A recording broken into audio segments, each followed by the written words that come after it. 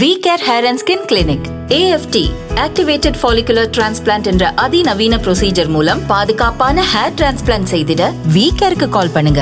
வணக்கம், இது ஐபிசி தமிழின் இன்றைய முக்கிய செய்திகள். முதலில் தலைப்புச் செய்திகள். இலங்கையின் 10வது நாடாளுமன்றத்திற்கான பொதுத் தேர்தல் என்று இலங்கையின் பல தொடருந்து சேவைகள் ரத்து.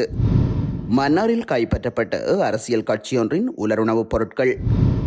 மகளை தகாத முறைக்குட்படுத்திய தந்தை நீதிபதி இளஞ்செழியன் பிறப்பித்த உத்தரவு. முன்னாள் அமைச்சர்களின் இல்லங்கள் குறித்து அரசாங்கம் எடுக்க உள்ள முடிவு. வாக்குச்சீட்டை புகைப்படம் எடுக்க தடை, வெளியான அறிவிப்பு. தேர்தல் பணிகளுக்கு நியமிக்கப்பட்டுள்ள அரசு அதிகாரிகளுக்கு வெளியான அறிவிப்பு. இந்தியாவில் அடக்கம் செய்யப்பட்ட அதிர்ஷ்ட கார். தொடர்பான விரிவான செய்திகள். இலங்கையின் 10வது நாடாளுமன்றத்திற்கான உறுப்பினர்களை தெரிவு செய்வதற்கான பொதுத் தேர்தல் வாக்களிப்பு இன்று காலை 7 மணி முதல் மாலை 4 மணி வரை இடம்பெற்று வருகின்றது. இவ்வருட தேர்தலை சுதந்திரமாகவும் நியாயமாகவும் நடாத்துவதற்கு அனைத்தும் தயாராக உள்ளதாக தேர்தல்கள் ஆணைக்குழு அறிவித்துள்ளது.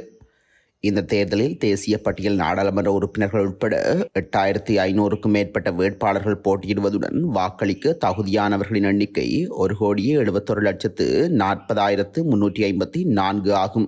இதேவேளை நாடளாவிய ரீதியில் 13,421 வாக்களிப்பு நிலையங்களில் மக்கள் வாக்களிக்க உள்ளனர். 5,006 அரசியல் கட்சிகளும் 3,346 சுயேட்சை குழுக்களும் இந்த ஆண்டு நாடாளுமன்ற தேர்தலுக்கு முன்வந்துள்ளன. இந்த நிலையில் வாக்கு எண்ணும் நிலையங்களில் வாக்குப்பட்டிகள் பெறப்பட்ட பின்னர் இரவு 7:15 மணிக்கு பின்னர் வாக்கு எண்ணிக்கை ஆரம்பிக்கப்படும் என ஆணைக்குழு தெரிவித்துள்ளது. மேலும் பொது தேர்தல் செயலகத்தால் தேர்தல் தொகுதிகள் மற்றும் வெளி மாவட்டங்களின் முடிவுகள் மீள்பரிசீலனை செய்யப்பட்டு அங்கீகரிக்கப்பட்ட பின்னர் ஊடகங்களுக்கு வெளியிடப்படும் என்பதால் உத்தியோகபூர்வமற்ற தேர்தல் முடிவுகளை வெளியிடுவதை தவிர்க்குமாறு ஆணைக்குழு கேட்டுக்கொண்டுள்ளது.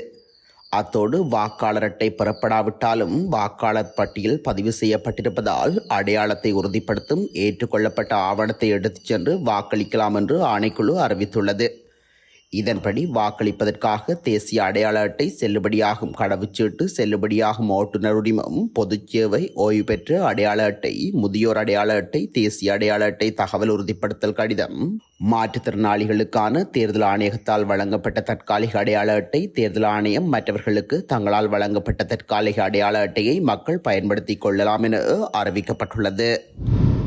தொடருந்து சாரதிகள் மற்றும் சாரதி உதவியாளர்கள் இல்லாத காரணத்தினால் இன்று 10 தொடருந்து சேவைகள் ரத்து செய்யப்பட்டுள்ளதாக அறிவிக்கப்பட்டுள்ளது. குறித்த அறிவிப்பானது நேற்றைய தினம் தொடருந்து திணைக்களத்தினால் வெளியிடப்பட்டுள்ளது. இதன்படி தொடருந்து சாரதிகள் இல்லாத காரணத்தினால் மேலும் 22 தொடருந்து சேவைகள் ரத்து செய்யப்படலாம் என்றும் எதிர்பார்க்கப்படுகின்றது. தொடருந்து சேவைகளுக்கு பொறுப்பான அதிகாரிகளால் தேவையான எண்ணிக்கைக்கு சாரதிகள் மற்றும் கட்டுப்பாட்டாளர்களை நியமிக்க முடியாவிட்டால் இந்த நிலை தொடரும் என குறிப்பிடப்பட்டுள்ளது. இந்த நிலைமையானது பயணிகளுக்கு அசௌகரியத்தை ஏற்படுத்தும் எனவும் எதிர்காலத்தில் மேலும் பல தொடருந்து சேவைகள் ரத்து செய்யப்படலாம் எனவும் திணைக்களம் தெரிவித்துள்ளது. மன்னாரில் வாக்காளர்களுக்கு அரசியல் கட்சியொன்றினால் வழங்குவதற்கென கொண்டுவரப்பட்ட ஒரு தொகுதி உலருணவுப் பொருட்கள் போலீசாரால் கைப்பற்றப்பட்டுள்ளதோடு 3 சந்தேக நபர்களும் கைது செய்யப்பட்டுள்ளனர். மன்னார் ஜாழ்ப்பாணம் பிரதான வீதியில் வைத்து அடம்பன் போலீசாரினால் வாகனம் ஒன்றில் வைத்து குறித்த உலருணவுப் பொருட்கள் மீட்கப்பட்டுள்ளன. இதன்போது போலீசார் முன்னெடுத்த விசாரணைகளில் குறித்த உலருணவுப் பொருட்கள் அரசியல் கட்சியொன்றினால் வாக்காளர்களுக்கு வழங்க கொண்டு வரப்பட்டமை தெரிய வந்துள்ளது. இந்த நிலையில் குறித்த பொருட்களை போலீசார் அடம்பன் போலீஸ் நிலையத்திற்கு கொண்டு சென்றதோடு குறித்த வாகனத்தின் சாரதி உதவியாளர் உள்ளடங்கலாக வாகனத்தில் பயணித்த 3 கைது செய்யப்பட்டனர். குறித்த வாகனத்தில் சுமார் 290 நபர்களுக்கு வழங்கக்கூடிய வகையில் தயார் செய்யப்பட்ட 5 கிலோ அரிசி பேக்கெட், 2 கிலோ மா, 1 கிலோ சீனி, 20 கிராம் ரிங்ஸோ பேக்கெட் 5 வீதம் தயார் செய்து கொண்டுவரப்பட்ட நிலையில் போலீசாரினால் மீட்கப்பட்டுள்ளது. குறித்த பொருட்கள் 6,13,500 ரூபாவுக்கு கொள்வனவு செய்யப்பட்டமை தெரிய வந்துள்ளது.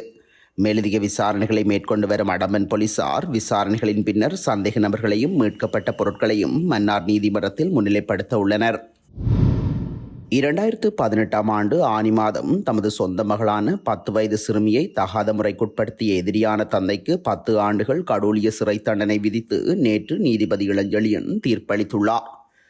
குறித்த மகளை சத்தம் போட விடாது தடுக்கும் முகமாக வன்முறையான முறையில் தனது தந்தை குற்றம் புரிந்ததாக நீதிமன்றத்தில் அழுத வண்ணம் சிறுமி சாட்சியம் அளித்துள்ளார்.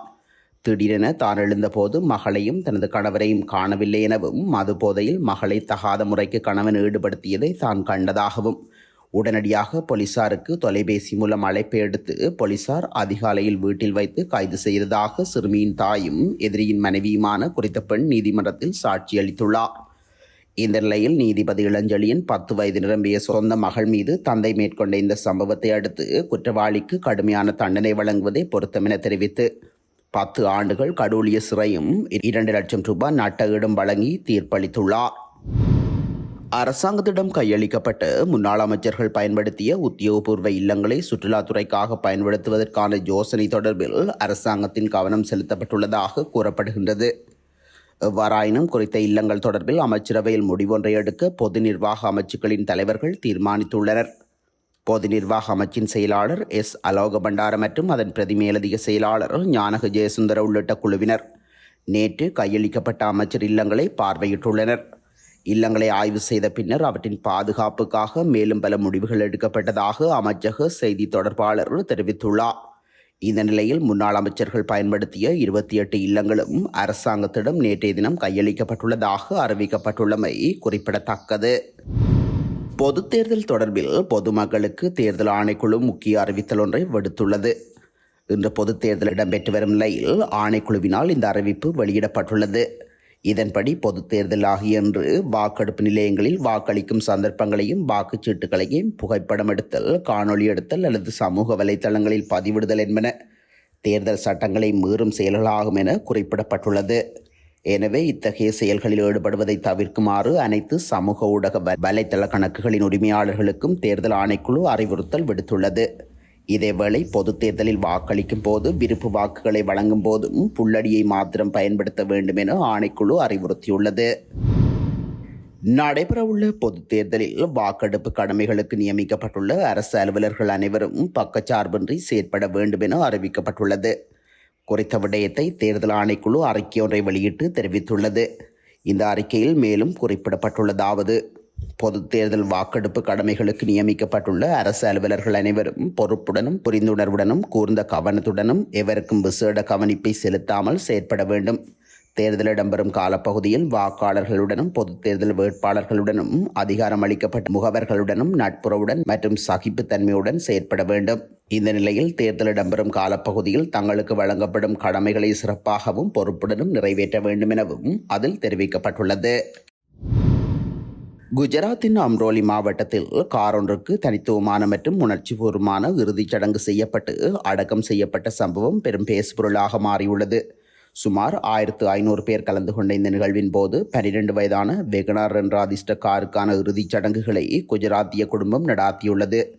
இறுதி நிகழ்வின் போது 15 அடி ஆழமான குழியில் மேற்கூரையில் சாமந்தி மலர் மாலைகள் மற்றும் ரோஜா இதழ்களால் அலங்கரிக்கப்பட்ட வெகனார் வாகனம் அந்த குழிக்குள் இறக்கப்பட்டது.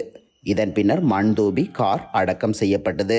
இந்த வாகனம் தனது குடும்பத்திற்கு பல ஆண்டுகளாக செழிப்பையும் மரியாதையும் கொண்டு வந்ததாக அவர் மேலும் குறிப்பிட்டுள்ளார்.